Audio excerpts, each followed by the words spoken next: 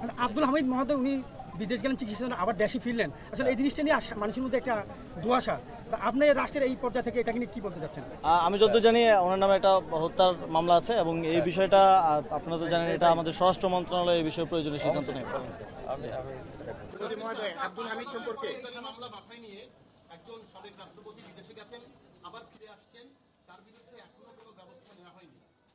এখনো লোক শোনা আপনারা বলছেন যে অনেক মামলাগুলি আছে, যে কিছু কিছু মামলাগুলি ইনভেস্টিগেশন হয় নাই। ইনভেস্টিগেশন হওয়ার পরে যে দোষী হবে তার আইনের আওতায় নেওয়া হয়েছে। কথা শেষ করতে দেন ভাই, মাঝখানে কথাগুলি তো কথা বলা যায় না। আপনারাই কিন্তু সবসময় বলছেন নির্দোষীরা যেন কোনো অবস্থায় সাজা না পায়, এই জন্য আমাদের ইনভেস্টিগেশনটা করতে দেন। যদি ইনভেস্টিগেশন করার পর যেই দোষী হোক না কেন, কাউরে আইনের বাইরে থাকা হবে না, তারা আমরা অবশ্যই আইনের আওতায় নিয়ে যাবো।